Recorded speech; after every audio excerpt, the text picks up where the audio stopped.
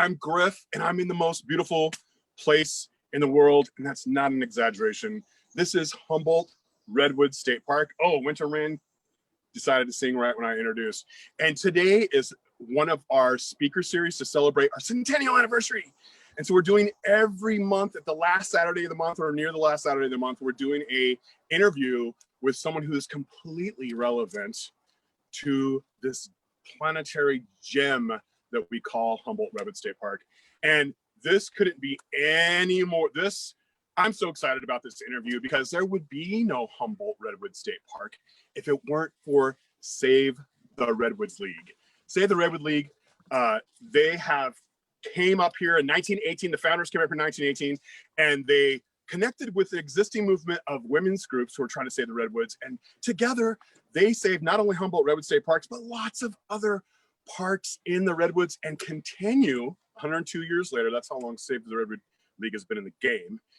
102 years later, we're still doing, they're still doing restoration. They're still protecting and saving these beautiful, beautiful trees. And today for our interview, we have Sam Hodder, the president and CEO of Save the Redwood League. And you know what? He's done so much in his life that I didn't even try to memorize it. I'm gonna have to read it to you. But while I'm reading it to you, you guys need to see what Save the Redwood League and others saved.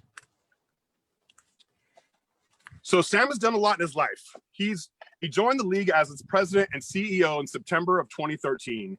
He brought more than 25 years of conservation experience to guide the league into its second century of protecting these beautiful redwood trees. Sam has spent his career managing and overseeing land conservation programs from remote wilderness to inner city lands to conserving forests, waterways, green spaces, working farms, urban trail, all manners of wild places for people to enjoy. Thank you so much, Sam. That's awesome. He's inspired by the social and environmental benefits that open spaces provide people. His passion for protecting and connecting people with the outdoors has guided his career and ultimately brought him to the league, which is like one of the oldest, or if not the oldest, public land trust in the world. And that's after he spent 20 years with the Trust for Public Land. Since joining the league in 2013, Sam has developed its Centennial vision, because they had their Centennial anniversary 2 years ago. And it's a bold 100-year plan to accelerate the pace and scale of the league's mission, which is to protect and restore the redwood forest and connect people to this place of peace and beauty. So interviewing him is going to be Erin Gates, who's a really good singer and dancer. And she's also the coordinator for Parks Online Resources for Teachers and Students program, commonly known as PORTS.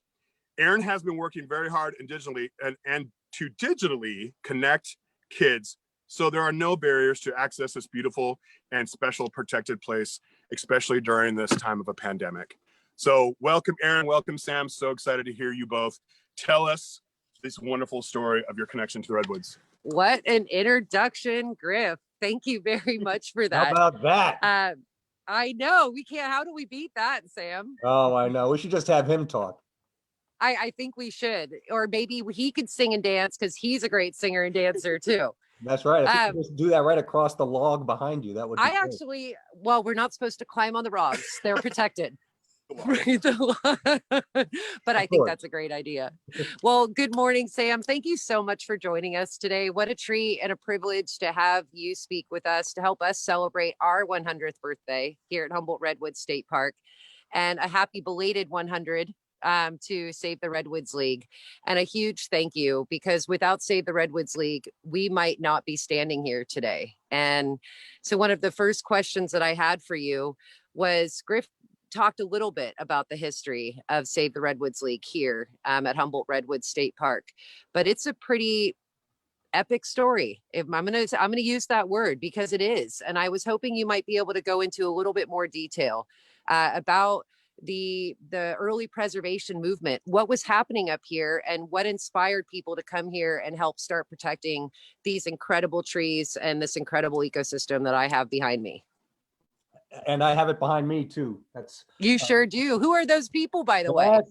That's my family back there. I had some wonderful personal trips up there, and that's one of the things I wanted to start with. Is first of all how honored I am to be a part of this celebration, because of course This park means so much to Save the Redwoods League, but it means a lot to me personally as well. I've been here so many times with my family, with my parents, with my kids, and of course with my colleagues, and so much time with our partners at state parks out on the trails of this extraordinary place. So thank you for letting me be a part of this wonderful celebration. It is really such a critical place. I want to acknowledge also that that the park is on Loloncoxiquion territory, and how critical it is. We'll be talking about this into the future, that as we think about conservation moving forward, engaging Indigenous peoples directly and at the beginning and at the heart of our conservation work. But from the perspective of the modern conservation movement, from many ways, this is where it all started, this place of the world's tallest trees. There was a moment in 1917, 1918, right after 101, the Redwood Highway was built, that did two things. One, it opened up this forest for logging because it created more accessibility, and for visitation as well. And there'd long been a legend and story of the extraordinary forest at Bull Creek Flat, which is now right at the heart of Humboldt Redwoods State Park. And so there was a group of people that were trying to find a place for a new national park, and they got into their car and they went up the brand new Redwood Highway. And by the time they got to Bull Creek, they were so awed and inspired by the beauty of the cathedral-like forest that they were stunned into silence. And yet they could still hear the harvest of the trees outside of the site. And they got back into their cars and drove back down to San Francisco. And before they got back home, they pledged to one another that they were going to do something to prevent further devastation of this spectacular landscape. And people this was already, some 60 years since the harvest of the redwood forest began. And by the time they got there, already almost half of the redwood forest had been cut down. And so people were well aware of the beauty of the redwood forest, but something about this place, something about the forest at Bull Creek, where without the wind, the trees go so tall and so straight, and the sunlight comes through the canopy like the lights of a cathedral. And there's many of the tallest trees in the world grow right there in Humboldt Redwoods State Park, where there might be a taller one in other parks. There are more trees over 300 feet tall in this forest than anywhere else in the world. And it's the largest protected contiguous old growth redwood forest anywhere. So that trip really catalyzed an interest in the conservation of this spectacular forest. But as Griff said, this was on the heels of a community of women in Humboldt County. The Humboldt County Federation of Women's Clubs had been advancing the objective of protecting the redwood forest for years, and had been advocating for investment in conservation resources for a long, long time, long before Save the Redwoods League was founded. But there's one story I wanted to tell that happened in that forest. In fact, right in the forest, right behind me. This is when the opportunity to acquire what is now Rockefeller Forest came online. And again, it was threatened with harvest.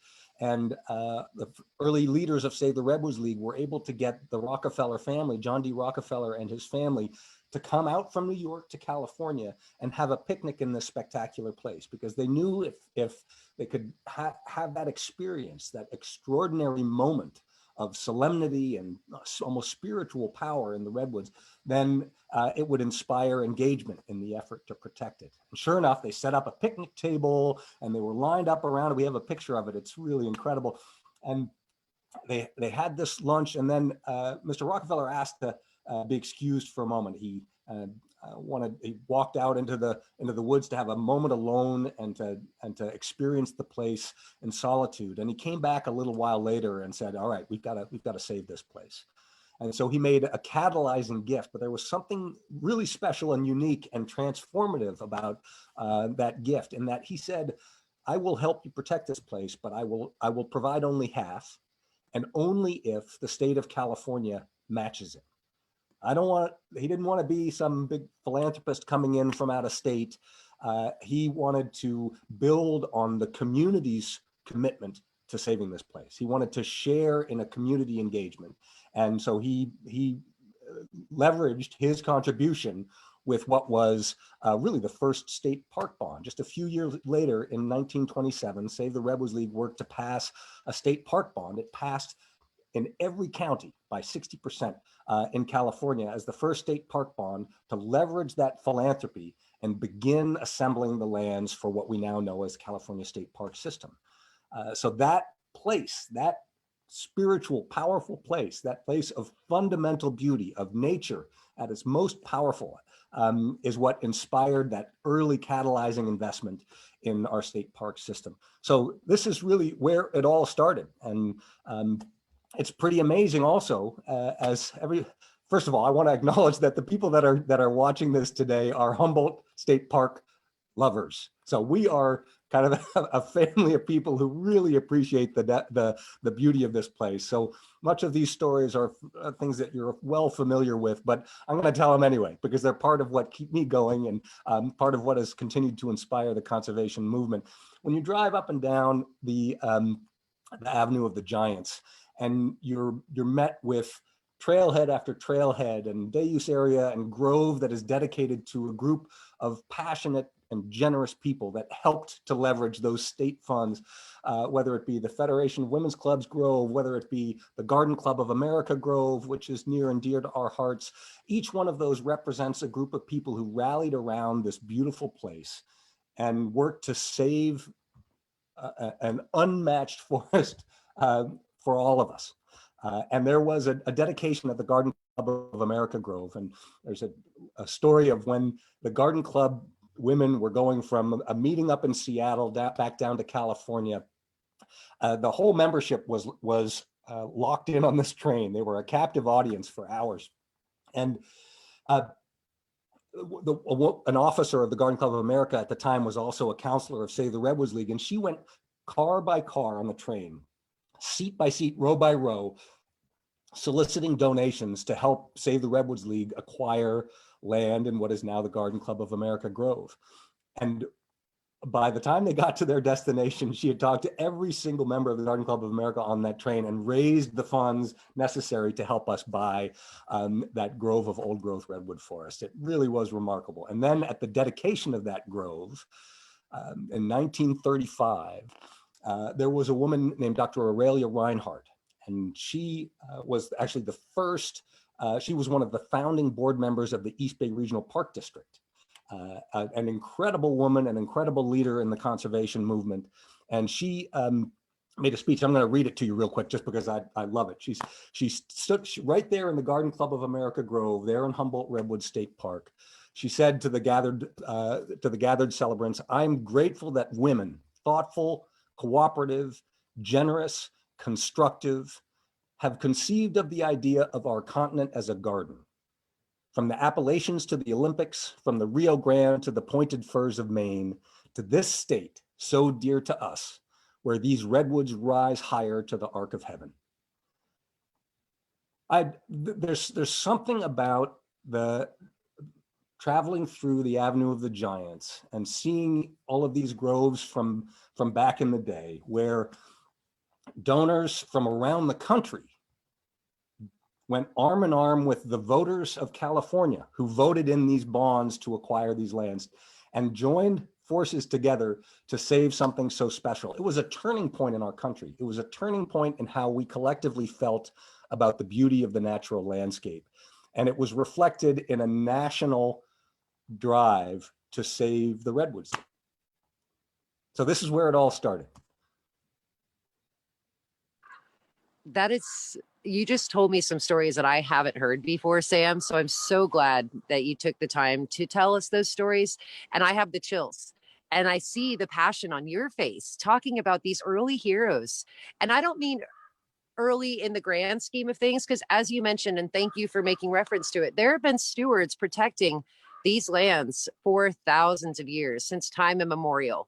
And as you said so beautifully, we are at an opportunity now to continue to, or not even to continue, but to start to showcase more of the stewardship that has existed for many, many, many, many, many generations.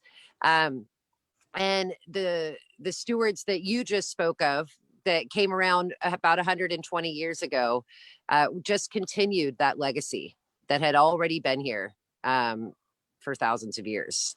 So thank you for sharing that. You get me even more excited to go learn more history. And I encourage all of you out there watching, we can't wait to have you come visit these state parks and experience this history. And I loved how you blended the story too, Sam, with talking about Rockefeller insisting that there be a 50-50, right? That we partner, this California State Parks comes together with these nonprofit organizations that you now are, so that we together can do so much more than we ever could have done apart and separate.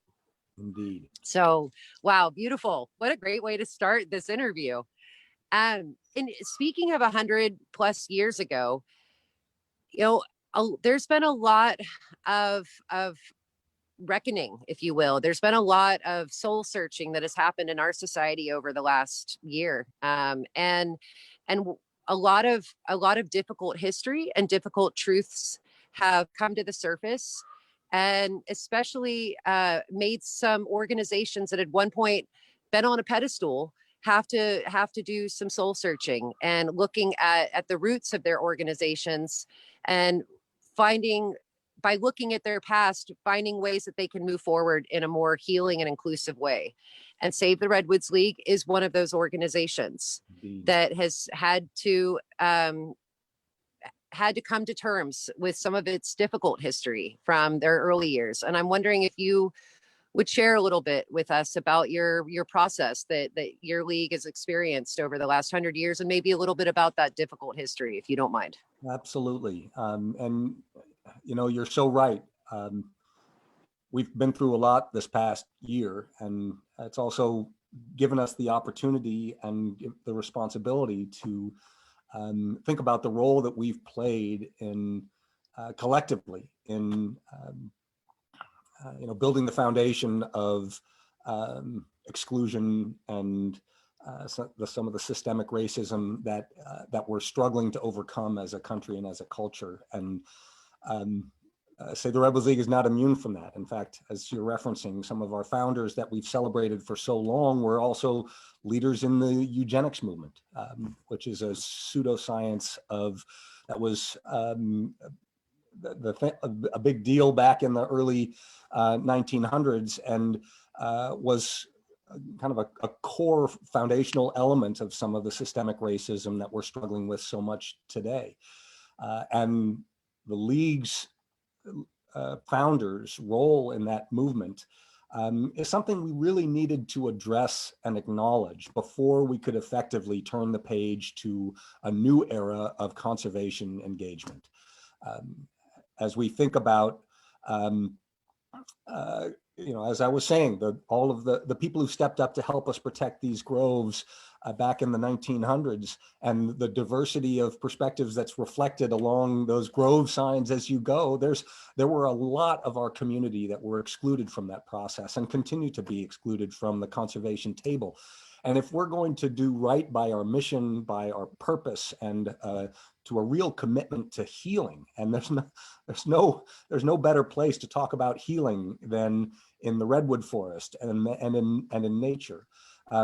If we're going to be true to that commitment, then we really need to acknowledge and address the challenges of our past, and deliberately work to engage the learning of that process, to not move beyond it and just go forward, but to bring it with us as part of how we make ourselves better, as part of how we learn, so that into the future we can work to engage those communities and those audiences that have been excluded from the past. And we're doing that today. And we are so grateful for State Park's collaboration and joint commitment to that process.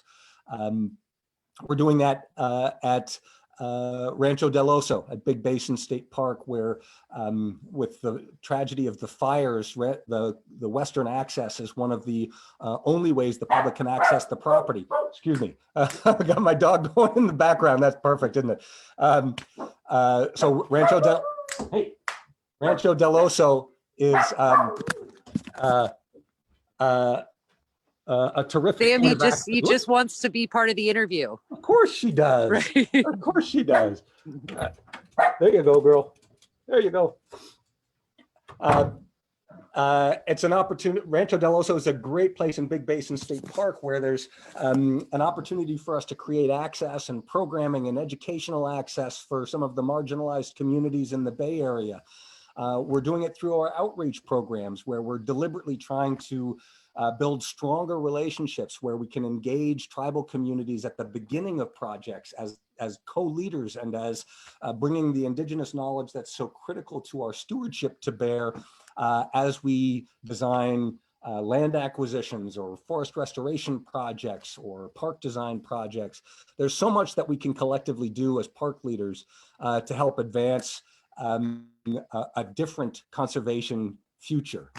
Where we're inviting in and learning from perspectives as we develop parks like the Harold Richardson Redwood Reserve, a property that we acquired on Sonoma County in Kashaya territory, where we're inviting marginalized community groups that haven't been part of the conservation agenda in the past to help us think about how we open that spectacular grove to the public in ways that are welcoming, in ways that create equity and that create a relevant experience for marginalized audiences. So that acknowledgement that we were talking about is just one step in the process.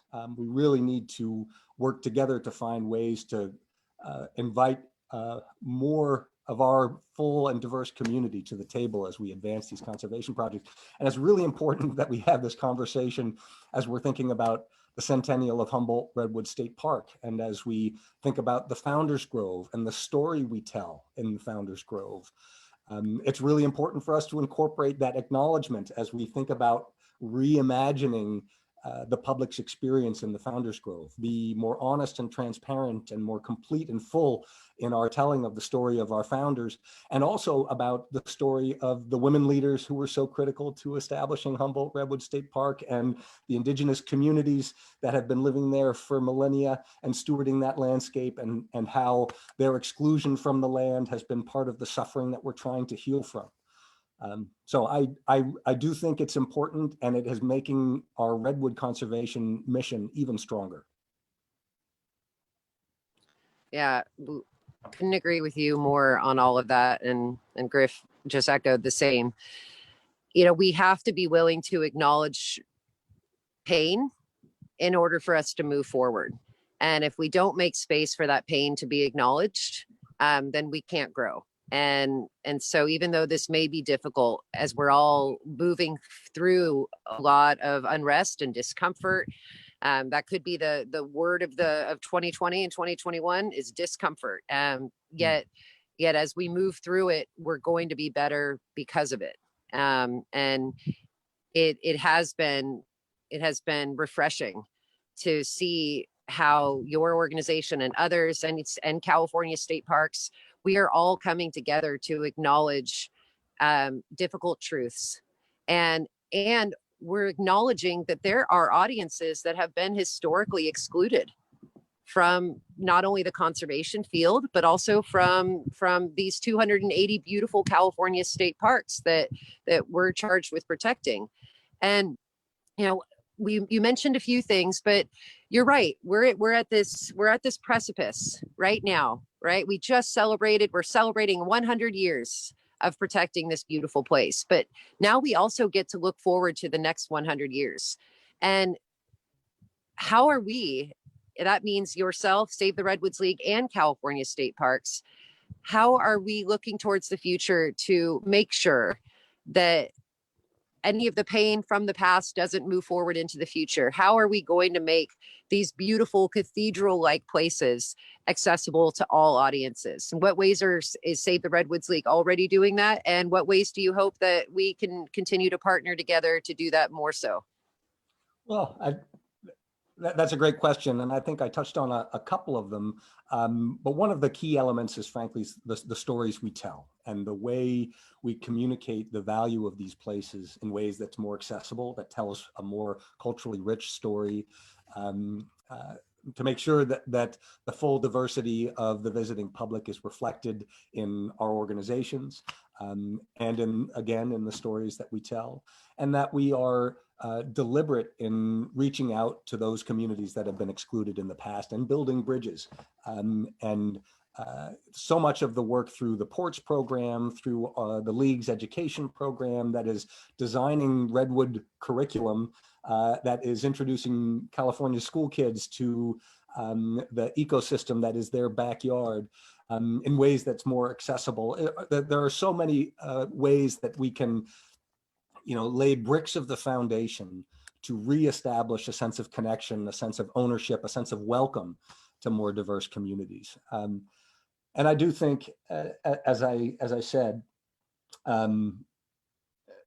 the stories of Humboldt Redwoods State Park, I just want to tell a couple more, Aaron, if you'll indulge, because I think they help me to think about the meaning of this place and what we can learn from it. Because fundamentally, whether we're talking about diversity, equity, and inclusion, whether we're talking about the resilience and climate readiness that we need to build back into our landscapes, the redwood forest brings so much to learn forward. And fundamentally, what connects us all is the resilience and the power of nature. And that is our common denominator collectively. And so what we can do to make these places of healing more accessible is fundamental to the health of our communities. I want to tell a story about our Redwoods and Climate Change Initiative that has done research in old growth redwood plots up and down the coast redwood and giant sequoia ranges, with the good collaboration with California State Parks to get permits and to help advance that research. And so one of the things that they do is they go back to these plots that they've established and they remeasure everything in those forest plots to see if there's been mortality, to see what new is growing. And they have to measure every single tree that's more than a certain diameter. And I was talking when I was walking through Rockefeller Forest, where one of their Redwoods and Climate Change plots is located. And the scientist, Bob Van Pelt, was telling me that he went back to do a 5-year remeasurement, and there was a new tree that met their minimum threshold of diameter 5 years later from their original count. And it was hefty around. It had to be a certain diameter in order to meet that count. Like, where did that tree come from? It wasn't there the first time around, and now 5 years later, it's there. It was a branch that had broken out of the canopy of the redwood forest in a storm and come down like a javelin and spiked into the ground and sprouted roots and started growing as a new tree. That if that isn't representative of this species' will to live, about its resilience, about its determination, about nature's commitment to life, it really is incredible. And so I think the other story that I wanted to talk about is about a kind of another transition that the League did back in the 50s and 60s, when we first started realizing that our effort to protect old growth groves was only part of the story. It was in the floods of the 50s and 60s and that proved so impactful, so damaging to the old growth groves, because of the clear cutting up in the upper watershed brought debris and sediment and erosion down the watersheds and had such a negative impact on the trees downstream. And that recognition that the old growth groves don't live in isolation, they're part of a forest, and they are dependent completely on the stewardship of the young forest and the hillsides that surround them. And that began our view of protecting some of that younger forest that's part of the buffer of the old growth. And so one of the things that I've been thinking a lot about, Aaron, is that part of the forest that the visitors don't see. The untold story about that younger recovering redwood forest that is, on the one hand, so inspiring because it demonstrates resilience in such a fundamental way. The redwood forest is coming back from those early harvests, and already it's beginning to sequester more carbon than almost any forest ever measured. And yet with good stewardship, whether it means doing the forest thinning to accelerate younger trees, or removing old logging roads to prevent further sedimentation, we are growing back the forest that we've lost, so that these groves are no longer just museum exhibits of what the forest used to be. They're no longer just windows into the past, but our conservation efforts together are more like doorways into our future, because we're healing the forest around them. And if you think about Humboldt Redwood's 100th anniversary and the pivot point that we're collectively making, it's about the part of the forest that visitors don't see, the stories that people don't hear, and the forest that we're working to heal together to ensure the resilience of the old growth that is so dear to us. Yeah, so that is it, in the Humboldt Redwoods Park is the story both of our past and of our future. I want to do a call out. Inherent in this story about Save the Redwoods League and our work to acquire, and we acquired the 52,000 acres of the 53,000 acres that is Humboldt Redwoods State Park. So our investment and our sense of identity in this park is complete. But we have been shoulder to shoulder with California state parks for 100 years. And that collaboration and that partnership is even evolving together and simultaneously now, with Armando Quintero's great leadership moving forward, our extraordinary collaboration with Redwoods Rising and the National Park Service up on the North Coast, and Victor's strong team, and Jay Chamberlain and his work with Natural Resources, our work with you and the Ports Program, and evolving our collective interpretation of the Redwood experience. We are working together to both restore the forest that we've lost and to welcome a new generation, a more diverse generation of Californians into a love of the Redwoods and an experience of the power of nature through these extraordinary parks. So thank you to California State Parks for all that you do and for your tremendous partnership with the League. Sam, you're making Griff and I want to cry right now. Nothing like a little tears on a live broadcast. That was very moving, and there's no words that could be as eloquent as you just spoke. I just want to extend that same gratitude, though, from us back to you. Thank you. This is such an example of we can do so much more together. And I personally am excited to see what our collaborative efforts are going to achieve moving forward into the next 100 years. And because I know they're going to be amazing. So what an honor to be the one to get to interview you. And I thank you for that. And I thank you for your support and your collaboration, not only in our education and our interpretation efforts that you've supported us with.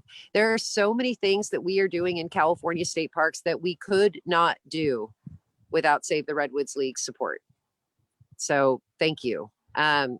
I am going to turn it over. Griff wants to take us away with something special. I don't even know what this is, but thank you again, Sam. And, thank you, everybody, and when it's, yep. And I hope all of you out there in Facebook land are maybe more inspired than you were before to come and visit this incredible park in the future, whenever it's safe to do so. We can't wait to have you. So Griff, I'm going to step off the camera. It's back to you. All right. Wow. No wonder why you're the president CEO of Save the Redwoods. That was beautiful. That was on point. It was so transparent. So much humility, so much respect. Gosh, that was inspiring. Thank you so much. I'm going to have to go home and watch this again so I can process that. But, I've seen a lot of conservation leaders be really uncomfortable with broaching some of the subjects that you felt so comfortable stepping into. And just thank you so much for your leadership. That was beautiful. That was wonderful. And next, we're going to continue the Centennial Anniversary Speaker Series with the last Saturday in March, because March is Women's History Month. So a lot of things that Sam said, we're going to cover even more deeply with the authors of Who Saved the Redwoods, which talks about a lot of the women's groups that Sam mentioned. And along with my hero, Laura Mahan, I've told people on Humboldt Redwoods State Park's Facebook page before that if I don't have any tattoos, but if I got one, it'd be of Laura Mahan. Not sure where I'd put it, but it'd be Laura Mahan. So if you have time to go get this book, Who Saved the Redwoods, and check it out, so you'll know what to ask the authors, Laura and James Wasserman. And Laura and James Wasserman wrote a book that includes a lot of the story about Laura and James Mahan. I just love that correlation. But Thank you very much for joining us. Please share this. I think Sam's message needs to be heard by a very wide audience because it sets leadership by example, and we need other conservation groups to follow his example because we need to move forward together. So thank you very much, Sam. I totally appreciate it. Share this video, y'all. Let's evolve together. Thanks, Chris.